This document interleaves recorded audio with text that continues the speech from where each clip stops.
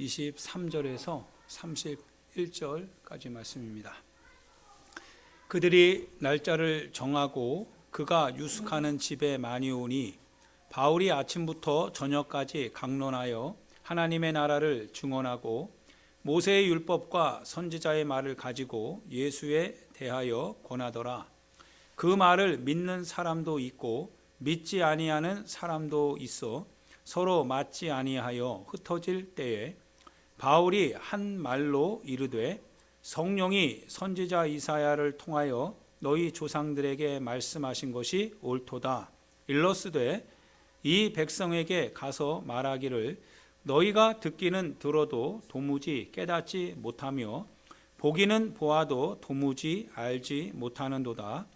이 백성들의 마음이 우둔하여져서 그 귀로는 둔하게 듣고 그 눈은 감았으니 이는 눈으로 보고 귀로 듣고 마음으로 깨달아 돌아오면 내가 고쳐줄까 함이라 하였으니 그런즉 하나님의 이 구원이 이방인에게로 보내어진 줄을 알라. 그들은 그것을 들으리라 하더라. 바울이 온 이태를 자기 셋집에 머물면서 자기에게 오는 사람을 다 영접하고 같이 읽을까요? 하나님의 나라를 전파하며 주 예수 그리스도에 관한 모든 것을 담대하게 거침없이 가르치더라. 아멘. 은혜로부터 오는 하나님의 말씀, 우리가 여러분과 제가 하나님의 은혜를 사모합니다. 그리고 하나님, 나에게 하나님의 은혜를 주님 공급해 주시고 그 은혜를 통하여서 하나님의 뜻을 깨닫고 그 뜻대로 살기를 원합니다. 하나님의 은혜는 하나님의 말씀을 우리 안에 각인하죠. 각인하는, 즉 하나님의 말씀을 하나님의 은혜를 통하여서 내 안에서 각인되게 하는 거죠. 각인된다라고 하는 것은 단순히 그냥 새겨진다는 것이 아니라 그게 나에게 받아들여진다라고 하는 거죠. 하나님의 말씀이 내 마음에 새겨지고 그 말씀이 하나님의 말씀이다라고 하는 것에 대한 이 추호의 그 흔들림도 없이 그렇게 수긍된다라고 하는 것이 실은 은혜죠. 그래서 하나님, 나에게 은혜를 주세요라고 하는 것은 하나님께서 나를 향한 하나님의 말씀, 하나님의 뜻이 이제는 지나가지 않게 해주시고 내 안에 밀접하게 접촉되게 해주세요. 그래서 하나님의 말씀이 내 안에 거하고 내가 주님 안에 거할 수 있도록, 그래서 무엇이든지 우리가 구하는 대로 얻을 수 있게 해주세요. 이게 은혜죠. 즉 하나님의 말씀과 별개의 하나의 어떤 그 말씀과 상관없는 것들, 말씀하고는 전혀 관계없는 것들, 하나님의 뜻과는 전혀 관계없이 다만 내 육체를 만족시키는 만한 것들에 대하여서 내가 그것을 받았을 때 은혜다라고 하는 것은 그건 나중에 한번 결과를 봐야죠. 그게 정말 은혜인지 아니면 내 영혼이 신앙으로부터 벗어나게 되는 재앙의 올무였는지, 그거는 우리가 나중에 결과를 보고 판단해야 될 겁니다. 그러나 하나님의 은혜가 확실한 것은 그 은혜는 하나님의 말씀을 내 안에서 새기게 하거든요. 그래서 여러분과 제가 하나님의 은혜를 허락해 주세요, 하나님의 은혜 안에서 하나님의 뜻을 알게 해주세요, 우리가 소원하면서 신앙생활을 합니다. 많은 청년들이나 많은 장년들이, 그리고 많은 어린아이들도 마찬가지로 하나님의 은혜를 구합시다라고 하면서 손을 들고 우리가 간구할 때, 그때 우리가 구하는 바는 하나님의 은혜 안에서 하나님 뜻을 알게 해주세요, 이런 고백을 하게 됩니다. 그러면 이제 우리는 이렇게 질문을 아마 바깥으로부터 들어야 될 것 같은 하나의 소리가 있는데, 그 소리에 대해서 응답을 해야 됩니다. 그 소리가 무엇이냐면, 내가 너에게 은혜를 주면 그 은혜를 감당할 수 있겠냐 이거죠. 내가 너에게 은혜를 줄 때 너는 그 은혜에 반응할 수 있겠냐 이거죠.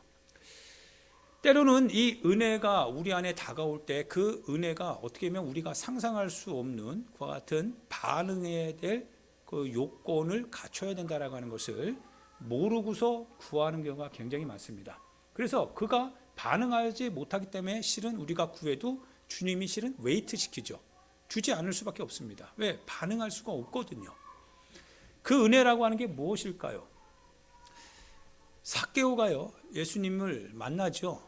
예수님 앞에서 은혜를 받아요. 예수님이 삭개오 집에 들어가더니요, 예수님께서 굉장히 기뻐하시죠. 그리고 삭개오도 뭐 기가 막히죠.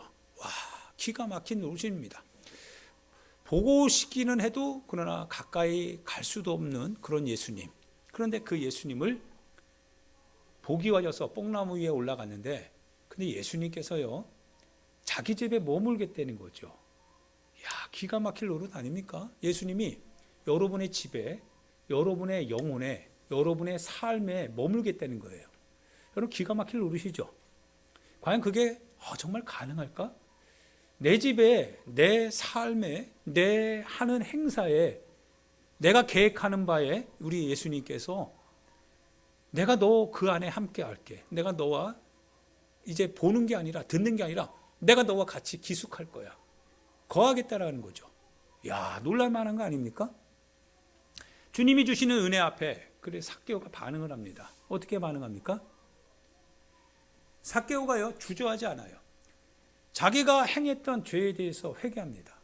자기가 불의하게 행했던 모든 것에 대하여서 주님이 나와 함께 한다고 하니까 그걸 해결하잖아요. 누가 말하지 않아도 해결을 합니다. 그래서 내가 누군가의 것을 불법적으로 취했다고 한다면 그것을 갚을 뿐만 아니라 4배를 더하여서 율법에 준하여서 그렇게 하게 됩니다. 내 소유의 절반을요, 가난한 사람들에게 다 나눠주게 됩니다. 여러분, 이 은혜를 감당할 수 있겠습니까? 여러분, 성경을 우리가 우리의 관점에서 보는 게 아니라 실은 하나님의 관점에서 봐야지요. 만약 여러분과 제가 왜 하나님의 말씀을 하나님의 말씀으로 받아들이지 못하느냐면 실은 하나님께 문제가 있는 게 아니라 실은 우리가 거기에 반응할 수 있는 지금 뭔가가 없다라고 하는 거예요. 우리는 하나님의 말씀을 듣고 하나님의 은혜를 얻기를 원합니다 라고 하면 우리 자신을 우리 관점이 아니라 하나님의 관점으로, 그래서 하나님이 무엇을 말씀하시든 그것을 수용할 수 있는, 책임질 수 있는 마음으로 그렇게 우리가 예배드려야 되는데, 그러나 실제적으로 우리는 우리 것을 꽉 잡고 있다라는 거죠. 예수님을 보고 싶어요. 그래서 예수님과 함께 걸어가기는 합니다. 예수님의 목소리 듣고 싶어요. 듣기는 합니다. 그런데 나와 관련이 되면 안 돼요. 만약 예수님이 나와 관련이 된다면 예수님이 하신 이 신약 성경의 모든 내용, 구약의 모든 내용이 나의 것이 되어야 되잖아요. 그러면 걸릴 게 너무 많아요. 예수님이 이 말씀을 하세요. 사도 이제 야고보서에 의하면 그러죠.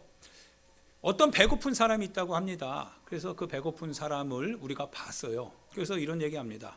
야, 배고픈 거 해결해라. 너 그거 해결해라. 너 그거 해결해야 돼. 그러는 거예요. 굉장히 안 좋습니다. 그거 해결해야 돼. 야, 그거는 빨리 그거 처리해야 돼. 야, 그거 좋게 만들어야 돼. 말을 합니다. 윤리적인 외침이에요. 사람의 동정의 외침입니다. 사랑이라고 하는 이름 하에 외칠 수 있는 충분한 사람의 태도입니다. 세상 사람들이 하는 모습과 일맥상통하죠. 그런데 예수님은 다르다고 했어요. 야고보가 하는 얘기가 야, 배불러라 배불리라 라고 하면 정말 그가 배부를 수 있겠냐 이거죠. 네가 먹을 것을 줘야 되지 않냐 이거죠. 네가 먹을 것을 줘야 배부를 수 있지 않겠냐 이거죠. 성경은 먹을 것을 주라는 거예요.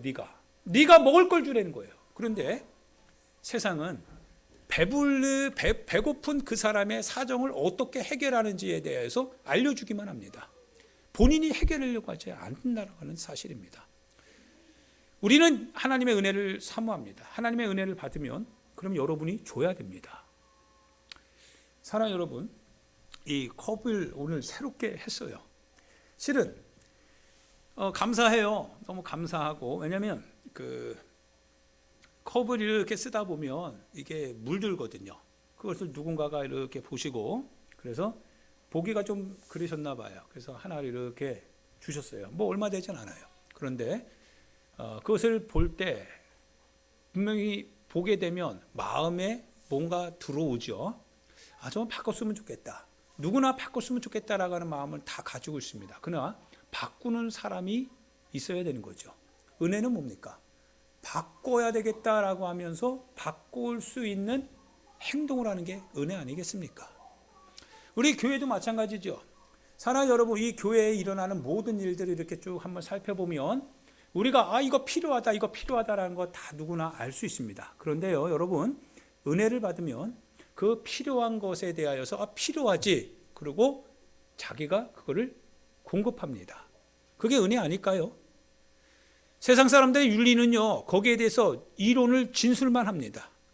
그래서 사람들이 이론을 진술하는 데 있어서 굉장히 말쟁이들은 어떻습니까? 말을 정말 잘하죠.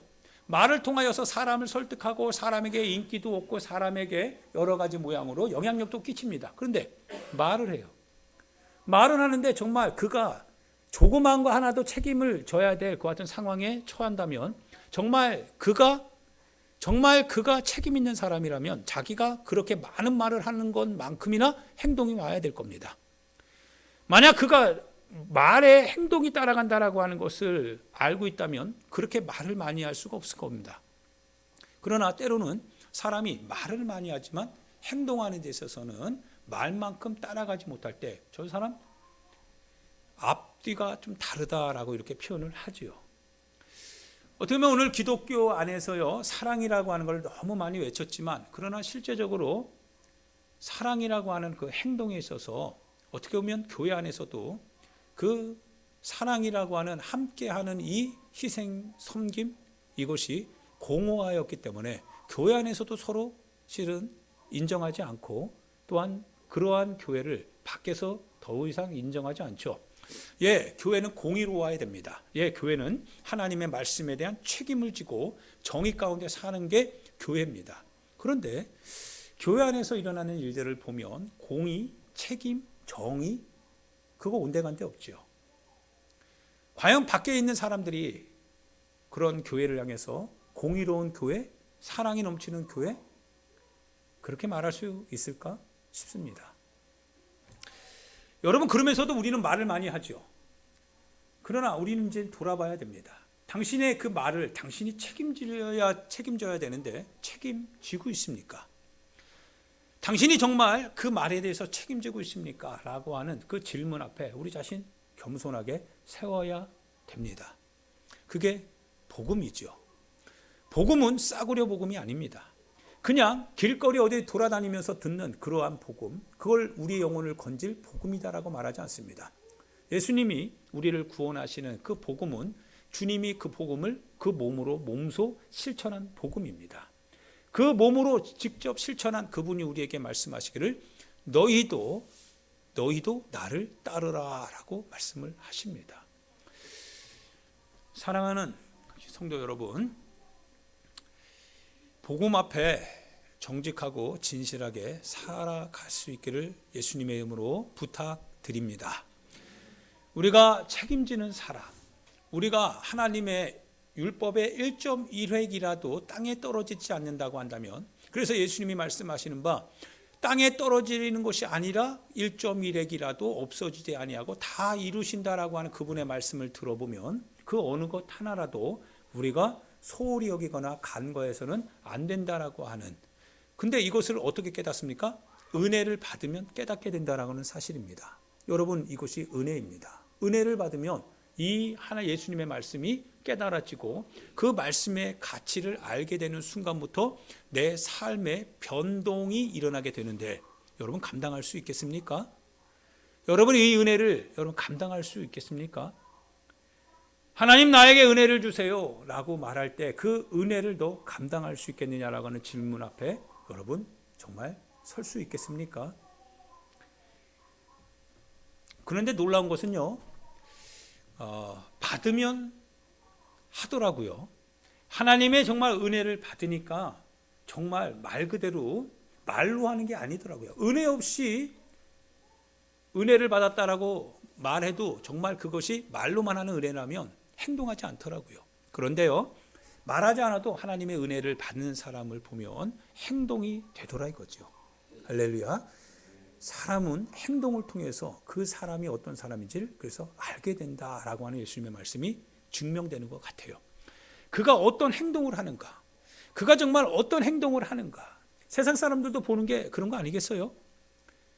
우리가 기업을 이렇게 봐도, 우리가 어떤 회사를 운영하는 것 같은 고객과 그 사업주의 이런 관계에서도 봐도 우리가 그 가게를 가는 이유가 뭡니까? 책임을 지는 거죠. 가게 단지 내 사업에 유익이 될 것만 생각하고, 그리고 고객을 마치 등쳐먹듯이 이렇게 한다면 고객이 그거 모를까요? 나중에 알거든요. 그러면 그 기업은 더 이상 상관하지 않지요. 그러나 만약 그 고객을 관리하는 그 기업체가 책임을 가지고, 비록 조금 이익을 얻지 못한다 할지라도 그러나 책임 있게 하다 보면 그 유익을 얻는 시간은 길어도, 그러나 그것의 그 기업에 대한 신뢰는 높아지죠. 즉 신뢰는 흔들리지 않는 겁니다. 고객이 떠나질 않는다라고 하는 거예요. 신앙도 마찬가지 아닐까요? 우리가 단순히 내 자신의 직접적인 하나의 어떤 현장에서 목격하는 것만을 내가 추구하다 가다 보면 실은 책임과 우리 자신이 감당해야 될 헌신이나 섬김은 온데간데 없고 오직 뭐예요? 이기주의적 신앙생활만 앞서게 되죠.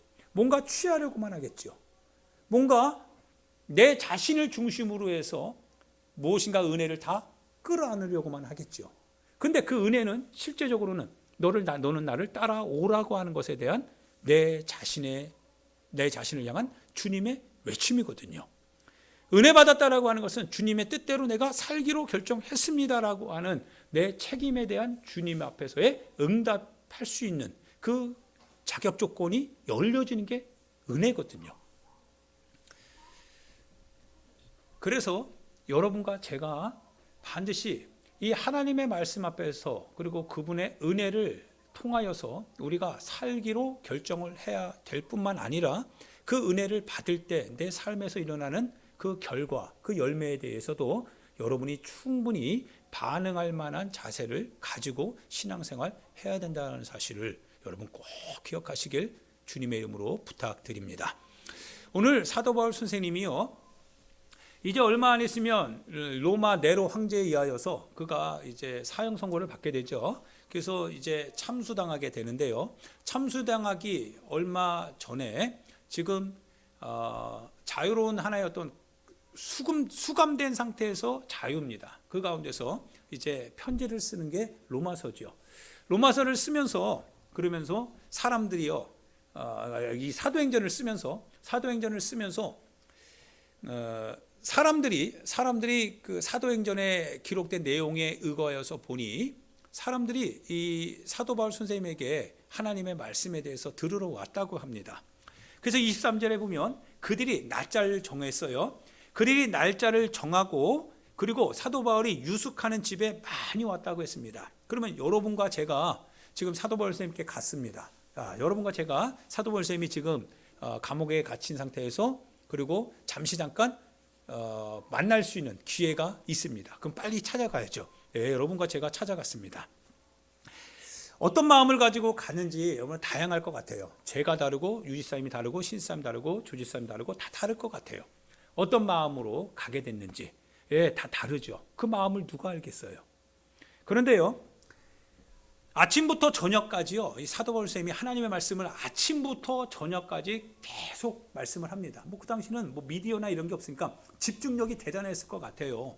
그래서 하나님의 말씀을 쭉 아침부터 저녁까지 강론하기 시작하는데요, 하나님의 나라를 증언합니다. 하나님의 나라, 하나님의 나라, 하나님의 나라. 우리나라가 아닙니다. 하나님의 나라. 나의 나라가 아닙니다. 나의 세계, 나의 현실이 아닙니다. 하나님의 현실, 하나님의 세계, 하나님의 나라입니다.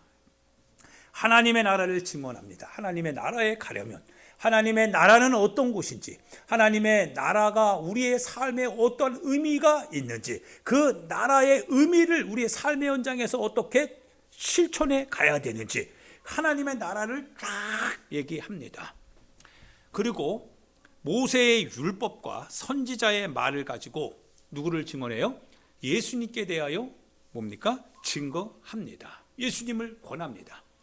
모세의 말씀과 선지자의 예언을 통하여서 예수 그리스도가 그 안에서 나타날 수 있도록, 그리고 실은 그 안에서 예수님은 궁극적인 분으로서 우리가 알아야 될 것이다 라고 하는 것을 바로 사도 바울쌤이 알려줘요. 그래서 구약을 통하여서 예수님을 어떻게 예언해 가고 있었는지 그걸 쭉 말합니다. 하나님의 나라는 예수 없이는 못 간다는 거죠. 하나님의 모든 성격은 오직 예수 그리스도로만 가능하다라고 하는 것을 지금 얘기하고 있는 거죠. 그런데요, 놀라운 일이 벌어졌습니다. 여러분과 제가 다 갔어요. 그런데 24절을 같이 한번 읽어볼까요? 그 말을 믿는 사람도 있고 믿지 아니하는 사람도 있어. 여러분, 하나님의 나라, 하나님의 역사, 하나님의 뜻, 이 말을 들을 때 믿는 사람도 있고 믿지 아니하는 사람도 있어서 그래서 서로 흩어진답니다. 그러면 한번 여러분과 제가 이렇게 한번 질문을 던지고 싶은 거예요. 주님, 왜 그들이 흩어지고 있습니까? 여러분, 왜 그들이 바울 선생님이 아침부터 저녁까지 그렇게 쭉 강론할 때 모든 사람들이 다 그 말을 복음이라고 하는 따뜻함 속에서 다 들을 텐데, 그런데 왜 흩어질까요? 도대체 흩어지는 이유가 뭘까요? 왜 그 말을 믿는 사람이 있는 반면에 왜 믿지 아니하는 사람이 있냐 이거죠. 우리 안에서 한번 생각해 봅시다. 오늘 하나님의 말씀을 여러분이 들으러 왔습니다. 교회 안에서 하나님 앞에 예배 드리러 오고 하나님 앞에 주님이 하실 말씀을 들으러 왔습니다. 그리고 하나님 말씀을 듣습니다. 한 예를 들어보죠. 야곱이 그 자기 아들 시므온과 레위가요, 그 세겜 추장의 아들이 그 야곱의 딸 디나를 범하였고, 그래서 야곱의 딸 디나를 자기 와이프로 달라고 하죠.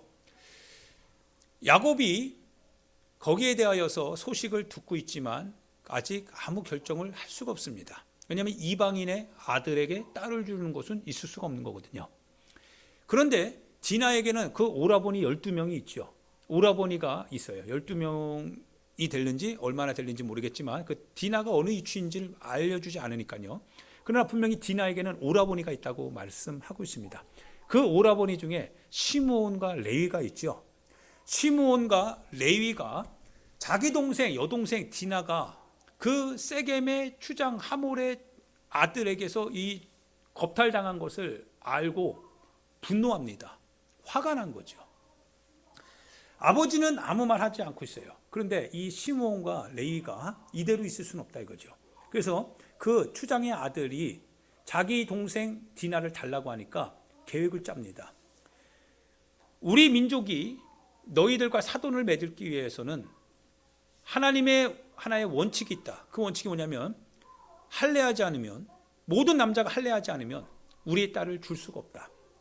그러자 그 말을 세겜 추장의 아들이 좋게 듣죠. 그리고 아버지에게 요청하고 아버지가 그 세겜에 있는 모든 이방인의 남자들을 싹 다 포경수술하게 만듭니다. 얼마나 아프겠어요. 그 신음하는 중에 시므온과 레위가요, 칼을 들고 가서요, 그 세겜에 있는 모든 고통하는 남자들을 싹 다 죽여버립니다. 그러고 나서 시므온과 레위가 돌아와요. 이 소식을 아버지가 딱 듣는 순간에 야곱이 두려워하기 시작합니다. 그렇지 않아도 이방인 땅에서 야곱을 하나님이 축복해 주셔서 그 양과 이 염소, 소떼가 굉장히 많아서 이 지역 모든 풀밭을 마치 야곱이 혼자 다 독차지하는 것 같아가지고 이방 사람들의 지금 눈 밖에 나와서 고통하고 있는데, 지금 불안해하고 있는데, 너가 이 이방인의 한 마을을 쑥대밭되게 만들었으니 그들이 가만히 있겠냐 이거죠. 그들이 칼을 들고 우리를 치러 올 것이다 이거예요. 우리가 방어할 수 있는 힘이 없다 이거예요. 왜 이렇게 분노로 행했느냐 이거예요. 왜 이렇게 섣부르게 행동했냐 이거죠. 하나님 앞에 야곱이 그러고 나서 기도합니다. 하나님 앞에 기도해요. 하나님, 이거 어떻게 해야 됩니까? 라고 할 때 하나님께서 메시지를 주십니다. 내가 너와 만났던 그 현장에 가서 예배드려라. 제단을 쌓으랍니다. 알겠습니다. 하나님이 베델로 불러요. 거기서 내가 너와 만났던 그 현장에서 다시 시작하자라고 하는 거예요. 그러자 야곱이 이제 자기 온 자부들, 아들, 자부들 싹 다 불러 모으고 말합니다. 내가 하나님을 만났던 그 현장에 가서 예배 드려야 되겠다. 너희들 짐 다 싸라 라고 하니까 아들들과 이 자부들, 며느리가 싹 짐을 쌉니다. 근데 야곱이 말을 합니다. 너희들 안에 드라빈, 우상의 형상들 싹 다 버려라. 그리고 너희들이 지금 가지고 있는 그 같은 장신구들 싹 다 떼어내라. 그리고 너희들이 입고 있는 옷들 그거 싹 다 벗고 이제 주님이 원하시는 옷으로 갈아입어라. 결단을 해야 됩니다. 지금까지 그거 모았거든요. 가졌거든요. 나를 단장해 오는 하나의 도구였거든요. 내 삶에 있어서 내가 모아왔던 거거든요. 근데 하나님을 만나러 가자고 하는데, 만나야 된다고 하는데, 예배드리러 가야 되는데 다 버리라는 거예요. 다 버리라는 거예요. 여러분, 그러면 어떻게 됩니까? 예배드리기 위하여서 하나님이 우리를 부르실 때 다 버리랍니다. 여러분의 가지고 있는 거, 여러분의 마음속에 차지하고 있는 거, 여러분이 지금 움켜쥐고 있는 무엇인가, 누구도 알지 못하지만 여러분 자신이 움켜쥐고 있는 그 어떤 것을 하나님의 은혜의 현장에 나가기 위해서 다 버리랍니다. 어떻게 하실 겁니까? 버려야지요. 버려야 됩니다. 과연 그들이 버렸을까요? 예, 그들이 그걸 버립니다. 그들이 삶에 있어서 그들이 원했던 거, 삶을 통하여서 그들이 가지고 있었던 거, 자기 자신을 드러낼 수 있는 여러 가지 것들, 살기 위하여서 모아왔던 것들 다 버리라고 했을 때 버리더라 이거예요. 그리고 올라가더라 이거죠. 신앙입니다. 여러분, 이 신앙에 응답할 준비를 하고 있습니까? 라고 하는 겁니다. 왜 그들이 흩어질까요? 왜 그들이 하나님의 나라에 대한 증언을 듣고 모세로부터 선지자에 이르는 이와 같은 모든 예수 그리스도를 향한 말씀을 들을 때, 주님 나에게 은혜를 주세요, 내가 하나님의 말씀을 깨닫게 해주세요 라고 할 때 그분의 음성이 내게 딱 들려오는 순간 너는 내 앞에서 결단하고 나와라 라고 하는 그 목소리를 여러분이 결과적으로 듣게 될 때 과연 여러분 모일 겁니까? 거기 계속 머무를 겁니까? 아니면 떠날 겁니까? 흩어지겠죠. 왜냐하면 책임져야 되거든요. 내가 복음을 책임져야 돼. 그 같은 메시지가 내 심장을 막 두드리고 있거든요. 하나님의 나라 누구나 다 좋습니다. 하나님이 내게 주시는 은혜, 하나님이 나를 품고 안으시는 사랑, 위로, 모든 게 다 좋습니다. 내 삶에 있어서 형통한 길을 열어주시고 좋은 사람 만나게 하시고 내가 하는 모든 일이 다 형통해져서 많은 돈을 벌게 되고, 그리고 실패보다는 성공의 앞길을 하나님이 열어주시는 이런 은혜의 현장 너무 좋아요. 예, 주님 그 은혜 주세요. 주님 나 그 은혜 가지고 주님의 뜻대로 살기를 원해요 라고 하는데, 그런데 정반대입니다. 다 버리는 거예요. 그리고 나를 따라오면 내가 주겠다는 겁니다. 사람이 내 것은 꽉 움켜쥐고 하나님 은혜 주세요 라고 할 때 그래서 자꾸 충돌을 일으키는 겁니다. 주님 나 은혜 사모합니다. 나 주님 뜻 알고 주님 사랑 가지고 살고 싶습니다. 축복받고 싶습니다. 자기 거 꽉 움켜쥐고 그렇게 주님 앞에 간구합니다. 주님이 말씀하시죠. 은혜를 주는데 그 은혜 앞에 또 설 수 있는, 책임을 질 수 있는, 감당할 수 있는 믿음이 있느냐, 믿음이 있느냐 이거예요. 믿음. 예, 믿음이 있습니다. 나를 따라와라. 그런데 네가 가지고 있는 네 마음속에 있는 거 다 내려놓고 나를 따라와라. 따라오는 게 그래서 믿음이다. 믿음이 있으면 나를 따라와라. 그리고 내가 너에게 영생뿐만 아니라 너에게 필요한 모든 걸 주겠다. 나를 믿고 따라와라. 따라갑니다. 따라갑니까? 아니면 흩어질 수밖에 없습니까? 오늘도 교회가 마찬가지입니다. 우리의 성도의 삶도 마찬가지입니다. 우리는 언제나 말하기 좋아합니다. 우리는 언제나 비판하기 좋아할 수도 있습니다. 우리는 나도 못하는데 그러면 남은 그걸 하기를 원합니다. 우리는 내 거는 깍 움켜쥐면서 그러면서 남들의 아픔, 남들의 약점은 잘 말하고 그걸 어떻게 해결해야 될지 방법도 알려줍니다. 그런데 방법을 해결할 수 있는 대답을 내가 주지는 않습니다. 알면서도 안 줍니다. 그러면서 하나님의 은혜, 하나님의 사랑, 교회의 어떤 위로, 과연 그게 가능할 수 있습니까? 불가능하지요. 아마 그것이 가능하다면 아마 교회도 기업처럼 비대해질 수밖에 없을 겁니다. 점점 더 비대해지고, 그리고 주변은 어떻게 보면 더 빈약해질 수밖에 없겠죠. 사랑하는 우리 귀한 성도 여러분이요, 우리가 하나님의 말씀을 듣는다라고 하는 것이 무엇이냐? 하나님의 말씀 앞에 내가 이제 그 말씀 앞에 내가 책임지고 서겠다라고 하는 각오입니다. 내가 주님 앞에 서겠습니다. 내가 주님의 말씀 앞에 서겠습니다. 그게 주님의 은혜다 이거죠. 하나님의 말씀 앞에 서는 은혜다 이거죠. 주님 나에게 은혜 주세요 라고 하는 그 말 뜻에는 주님 내가 주님 뜻대로 살겠습니다 라고 하는 결의에 찬 이 의지가 있다 이거예요. 주님 나에게 은혜를 주세요. 왜? 주님의 뜻대로 살고 싶어요. 주님 나에게 은혜를 주세요. 주님 책임지는 삶을 살고 싶어요. 육신의 눈을 가지고 보니까 다들 차지할 것밖에 없잖아요. 내 육신의 안목을 가지고 보니까 안목의 정욕이 내 심령을 차지하니 다 내 거 부족한 것만 보이더라 이거예요. 근데 주님 은혜 주세요. 주님 은혜 주세요. 주님 은혜 주세요. 그래서 주님의 뜻대로 살 수 있도록 역사해 주세요. 그게 은혜를 간구하는 성도의 고백입니다. 할렐루야. 할렐루야. 사랑하는 여러분, 책임지는 삶을 좀 살아갈 수 있기를 부탁드립니다.